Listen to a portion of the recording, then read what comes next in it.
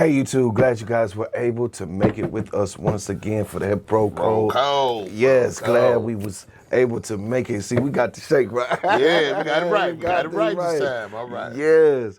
So as you see in the title, you guys,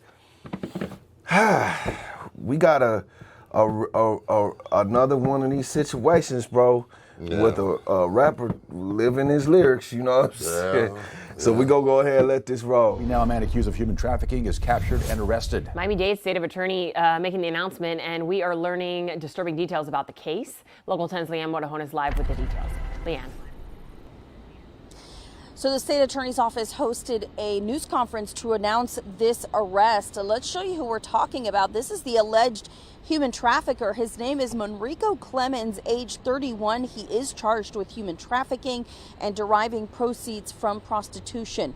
Prosecutors say Clemens met his 23-year-old victim on Tinder in April and then brought her from Maryland to South Florida specifically for prostitution. He did appear before a bond court judge earlier today. He allegedly gave her drugs regularly, and when the victim lost her job at Chipotle, he told her that she should work as a prostitute to make money. He allegedly set up an online page for her and told her what to charge, but she didn't keep a cent. Clemens allegedly pocketed $20,000 worth of her earnings. Now, take a look at these photos because Clemens also goes by King Swuice when he performs as a rapper. He allegedly forced the victim to get his rap name tattooed on her body. That's a picture of her skin there. Something prosecutors say is a way to brand their victims as property. Now, they were both in a car when she allegedly told Clemens that she wanted out of this whole thing. Prosecutors say that he then hit her and threatened to kill her. Listen to what they say she did next. She jumped out of a moving car, risking injury or death because she could not think of a better way to avoid the beating that she alleged Clemens was giving her because she did not want to engage in prostitution anymore. And that incident was crucial. It happened on November 14th on the Dolphin Expressway, and that, coupled with a desperate phone call that she made that same morning to her mother, letting her know the trouble she was in, helped get the ball rolling. Several agencies from Maryland to here in South Florida getting involved to help put this guy behind bars where he's at right now. The Miami-Dade State Attorney's Office wants to remind you and everyone out there, if you or someone you know is being trafficked, they do have a hotline you can call. The number there is 305-FIX-STOP. That's 305-349-7867. More on this coming up in our next hour of news, but for now, reporting live in Miami, Leanne Modajon, Local 10. All right, bro. So here we got this rapper who... King Swuice. Yes, who is not only rapping about, you know, what he do, but he's actually having females tattoo his name on his body, on their body, yeah. on their body, as in, you know, like this a brand, yeah. But who they gonna look for when they be like, okay, you know, who's your pimp?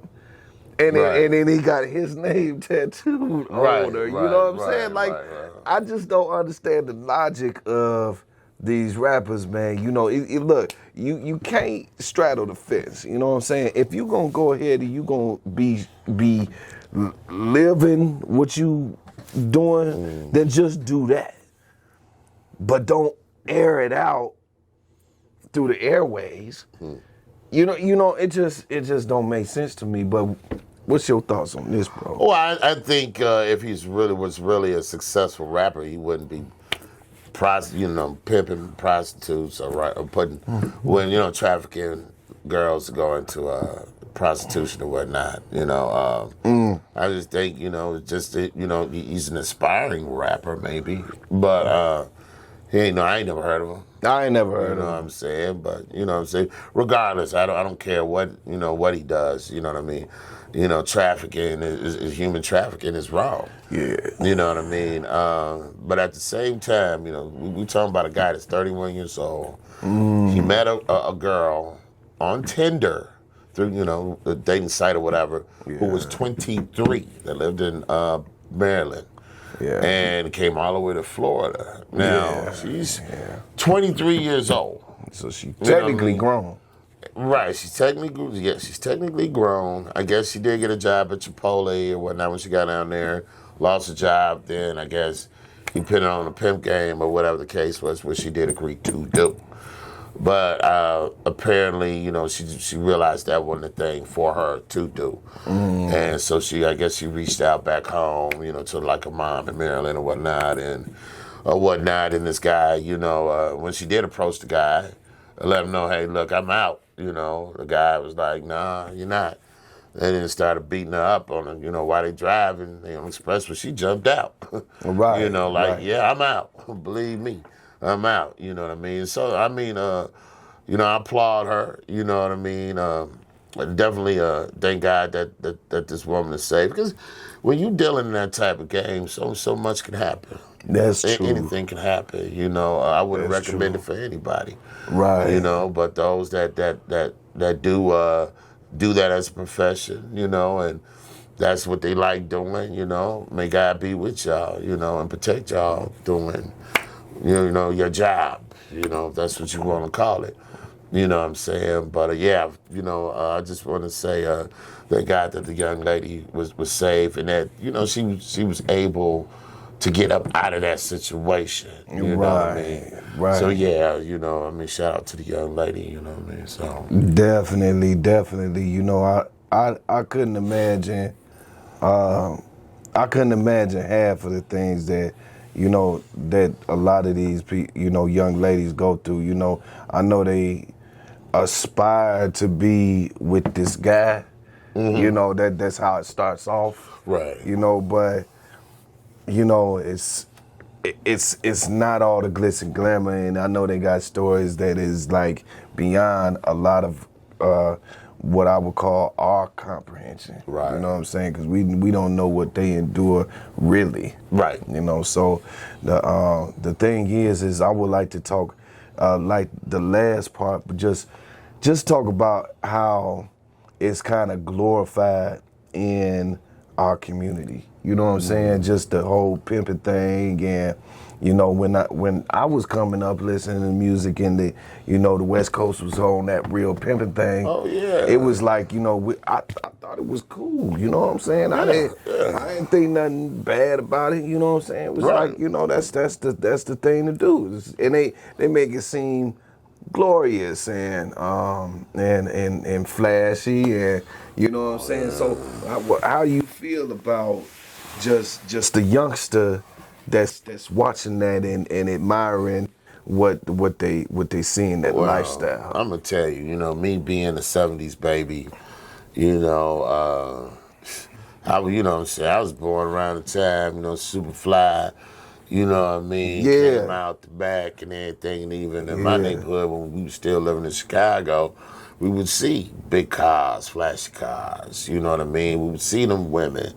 You know what I mean? The streetwalkers. You know, with the pimp. Right. You know, with the big hat, the flashy tailored clothes, and custom shoes. You know, even the car was custom.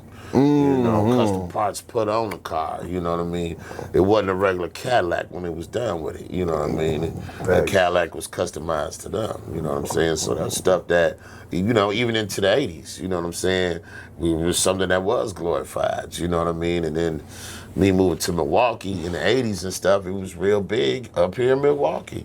You know, we have a couple rappers that was really putting it down for Milwaukee, and was talking about that pimp game real strong, you know what I'm saying? You know, Baby Drew, the Click, you know what I mean? Remember them or whatnot, you know what I'm saying? So, I mean, yeah, you know, I mean, it was glamorized. You know, I looked at it just like I looked at the dope dealer. I wanted the money.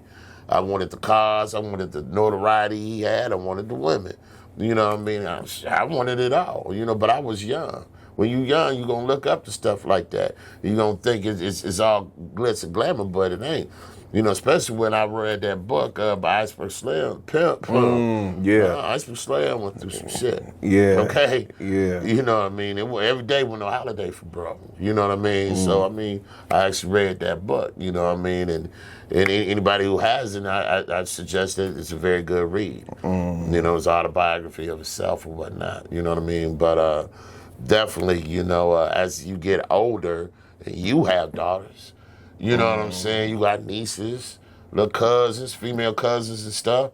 You know, you don't want them out there getting pimped. Right. You know what I'm saying? Right. Some people you can't stop their decision. You know, you can grab a woman off the grab your, let's say it's your sister, your little sister or something. You can grab out the street every time you see her out there. But if that man's hold on her so strong, she gonna, soon as she get a chance, she going right back to him. So some people you can't stop them. You know what I'm saying? If that's what they really want to do. You know what I'm saying? Yeah. But I just suggest, you know, and this is really to the fathers now, you know, and the message to the mothers too. Mothers, when you got kids by a man, you're not necessarily guaranteed to be with this man for the rest of your life. We get it. But especially with little girls, the man needs to be and the father needs to be in her life as well. Not just with the little boys. Factual. With the little girls too, because he offers protection for that child. But when you holding that child back from him, and he can't see the child because, he didn't give you $50 a day or whatever the case is, or you just ain't messing with him because he don't want you no more, whatever the case is. Once y'all split, it has nothing to do with y'all anymore. It's about the kids that y'all collaborated together. And the Lord bless y'all to have these children. It don't make them just your kids. You know what I'm saying? It takes a village. That dad is part of that village. So, you know, a lot of our young sisters didn't have their dads. Right. For whatever reason. I'm not saying that was every reason why. You know, you just got some no good people that have kids that don't want them. Right. You know, it happens. I get that. But you know, dads, if stay in kids' life, I don't care if it's a boy or a girl, especially a girl, because they need your protection. Because when they don't have you in their life, what ends up happening is they go to a King Swuice or somebody else that's a little older than that's going to play a daddy figure for them just to trick them until they get them into a hole they can't get up out of. Right. So I just want to say, y'all, just really, there's a lot that you can get up out of this story. You know what I mean? Definitely. So, but yeah, Mo, that's kind of what I want to put out there. Man, well said, you know bro. what I mean? Well said. You know, I mean, I couldn't say it any better. So with that being said, you guys, I mean, you heard the dialogue, you seen the clip. Go ahead and leave your comments and let us know what you think about this story. What you think about all of this in general, you know? Yeah. So, with that being said, remember, smash those likes. And if you haven't already, hit that subscribe button and hit that notification bell so you can be notified when we come out with new videos. All right, till next time, you guys. Peace.